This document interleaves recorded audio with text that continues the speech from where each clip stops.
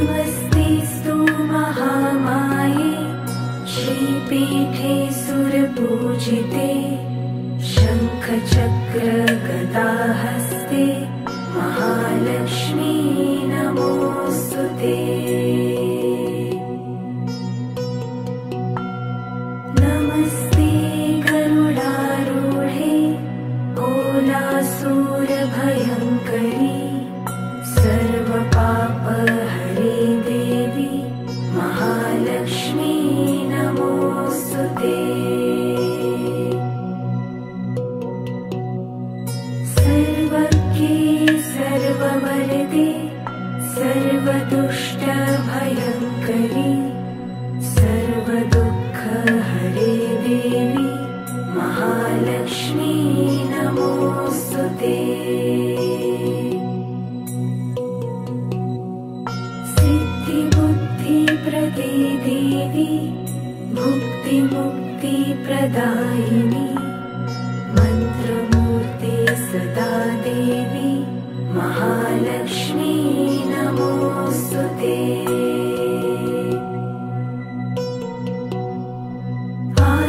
आद्यन्तरहिते देवी आद्यशक्ति महेश्वरी योगजे योगसम्भूते महालक्ष्मी नमोऽस्तुते।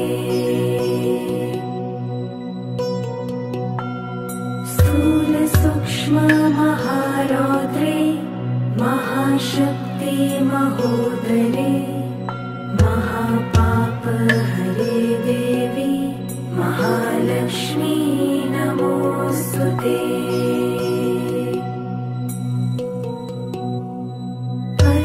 पद्मासनस्थिते देवी परब्रह्मस्वरूपिणी परमेशी जगन्मातर महालक्ष्मी नमोऽस्तुते।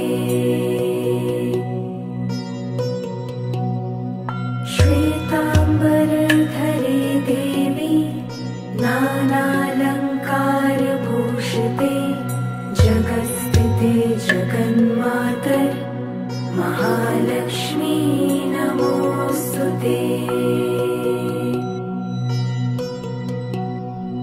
महालक्ष्मीष्टकस्तोत्रम् यः पठेत् भक्तिमान् नरः सर्वसिद्धिमवाप्नोति राज्यं प्राप्नोति सर्वदा।